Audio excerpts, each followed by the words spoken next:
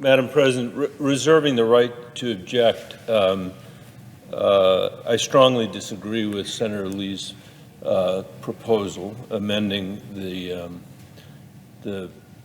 what has been agreed to, not agreed to, but what has gotten every single member of the Senate. But for one, I want to also say, Madam President, that I was on the floor about 10 days ago, I think, on the subject of this, and I want, through the chair for the Senator of Utah, to know I didn't even mention who had objected while I was here, but it was 1 out of 100 senators. This bill passed the House of Representatives with all but 2 votes. It passed with every single vote from the Colorado delegation, and we have the gamut of people, from Colorado. The bill is strongly supported by my friend Ken Buck, who I ran against in 2010. And if Ken were here, he'd say there's very little upon which we agree. I hope there's more than he thinks we agree on, but we definitely agree on this. And so let me just explain, Madam President, why we wrote this bill. In 5 days, as the Senator from Utah has said, we're going to mark the 80th anniversary of Executive Order 9066, which began the forced dispossession and internment of over 120,000 Japanese Americans during World War II.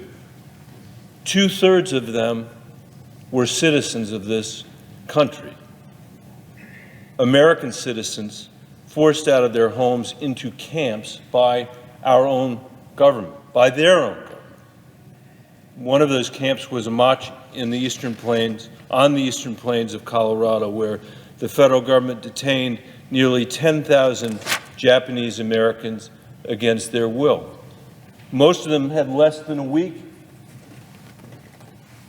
Madam President, most of them had less than a week to get rid of virtually everything they own and crowd onto buses and trains with no idea where they were going or what was going to happen to them. Some of the first arrivals at Amache were kids younger than the pages that are on the floor here today with us, who were forced to build the camp where their own families were interred during the duration of the war. The conditions were horrible. The walls didn't always reach the ceilings. The windows weren't always sealed. It meant that snow blew in during the winter, dust blew in during the summer. This is what our government did to our fellow Americans, to children forced to work in the fields to grow their own food in the jail that the United States of America had committed them to. And what's even more remarkable is that despite this treatment, 1 out of 10 of the people at Amache still volunteered to serve during the war, a higher rate than any other camp in America. Think about that. They were willing to defend the very government that was detaining them, that had locked up their children. That's how much they believed in America, even when America turned our back on them. And I had the opportunity to visit Amache a few years ago with John Hopper, a high school principal in Grenada who worked with his students to create the Amache Preservation Society. They've been taking care of this site themselves all of these years, collecting items from all over the world that former prisoners have sent back because they want people to remember. They want a memorial to their captivity. And year after year, these high school students and their teacher have worked to restore the site so that the next generation of Coloradans could learn about what happened there. If we're up to me, Madam President, every student in Colorado and throughout the American West would go there, throughout our entire country, and learn about the Americans of Amache, the men and women who were held onto hope year after year, who supported one another, who forged a community behind the barbed wires of this site, who never gave up on the United States of America, even as it was interning them on their own soil. And after I visited the site, I introduced a bill with Senator Hickenlooper to make Amache part of the national park system so that it would have the resources and recognition it deserves for years to come. We have to get this done, Madam President, because the survivors of Amache are growing fewer and fewer in number each year. We have to keep the memory of what they went through alive for the next generation.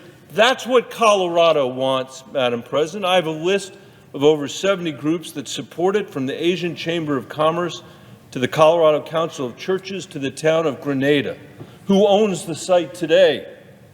So, Madam President, I ask unanimous consent to enter this list into the record. Without objection. Thank you, Madam President. This bill wasn't controversial in Colorado, and it wasn't controversial in the House, where Republican Congressman Ken Buck, whose district this is, took up the bill with Joe Neguse, a neighboring congressman. Amache's in Ken's district in Prowers County, and I said the bill passed the House 416, I think it was, to 2. And it wasn't controversial in the Senate Energy and Natural Resources Committee, where it passed with bipartisan support from the chairman and ranking member, and that's why I came here 2 weeks ago to pass the bill by unanimous consent. But now there's been an objection. And I should mention, by the way, that this site is less than 1 square mile. It is a tiny, tiny fraction of even the county that we're in.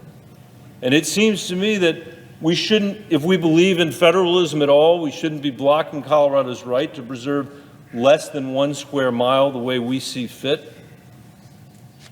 That we shouldn't have to reduce the public lands of the United States by an equal amount. And I'll say in that connection, Madam President, that I formally object to the senator from Utah's motion for this reason. The land here is owned by Grenada.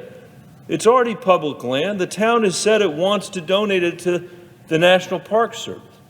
I have a letter from the town making this intention perfectly clear. So it's not even private land that's becoming public, it's public land, transitioning from a local government to the federal government at the request of the community.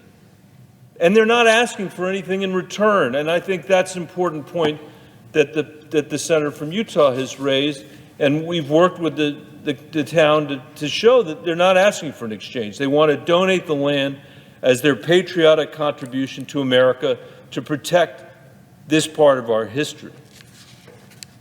And I would think all of us here should agree that unless it's hurting somebody else, the town can do whatever it likes with its own land, just like a private landowner can do with their own land.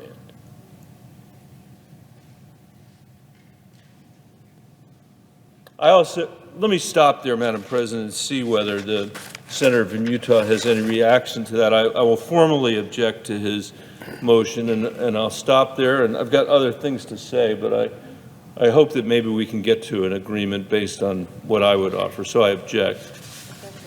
Objection is heard. Madam President?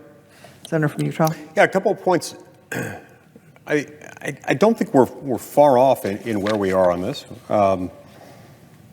It is true that it's not an expansive land that is as big as some other land transfers we see, 1 square mile. On the one hand, a lot of people would regard that as large. 640 acres, the acreage equivalent of 1 square mile. I would note here that this isn't, I wouldn't call it a federalism argument that we have to allow this. There are federal implications to this that extend far beyond what a local unit of government might want to do. Because what happens is when you transfer it into the federal estate, we do incur additional obligations to make sure that that land is maintained and managed appropriately.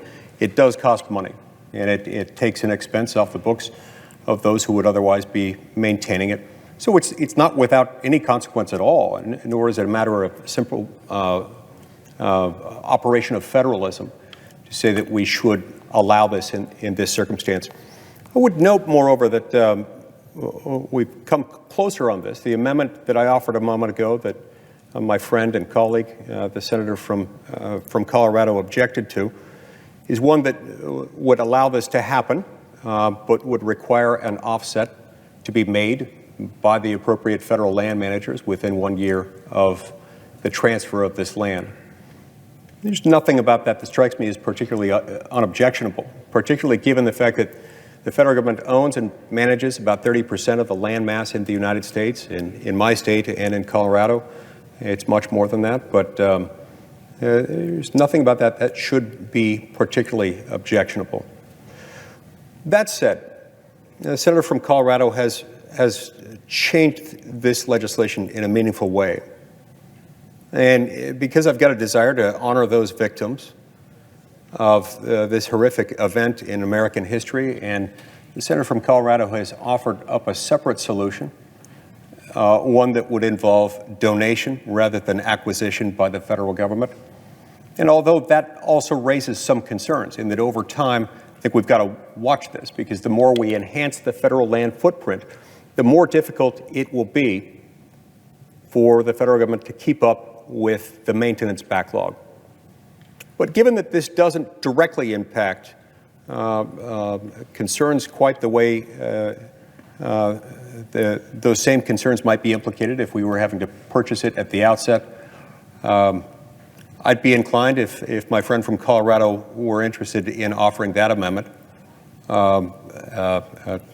to withhold any objection from that, while noting that it's my hope and expectation that moving forward we can be more aware of these issues, and that as we see the federal land footprint increasing, we can take steps as a body to make sure that there's some natural stopping point, even before we turn to what I believe we still have got to turn to, which is the commitment made at statehood that still needs to be honored. Madam President, Senator from Colorado. I thank through the chair, through the president, the senator from Utah, and I think let me start, Madam President, by saying that I ask unanimous consent that the Senate proceed to the immediate consideration of Calendar 255, H.R. 2497. Further, I ask the Bennet amendment at the desk be considered and agreed to, the committee reported amendments be agreed to, the bill as amended be considered, read a third time, and passed, and that the motions to reconsider be considered made and laid upon the table. Is there objection?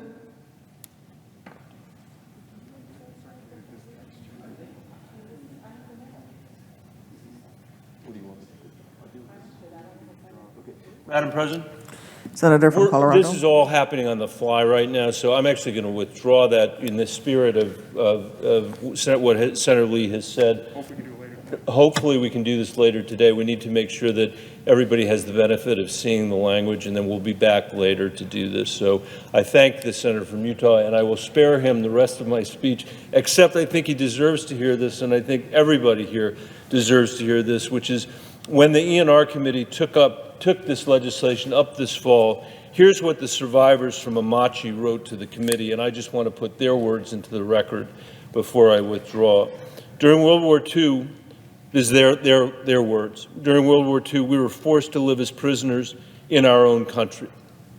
Along with our parents, we were forced from our homes, tagged like animals, and sent to the desolate prairie of southeast Colorado, where we lived in trauma. A constant presence of armed guards, barbed wire, and suffering too large to describe in one correspondence. Our families suffered loss of jobs, homes, property, and businesses, and many of us lost family members. Many of our parents went to their graves without even an apology from their country. Our nation still has a long way to go to learn from this mistake, and our community, both old and young, continues to suffer from anti-Asian hate crimes increasing to this day. Our national parks and the stories they honor reflect our values as a nation. Adding Amache to the national park system would allow us to protect a unique story that has largely been forgotten and can only be told through the power of place. With each year that passes, there are fewer of us. We are counting on you to see us through. And because of the discussion we've had tonight, we're going to have the chance later to be able to do that. I thank my friend from Utah, and I thank the presiding officer. I yield the floor.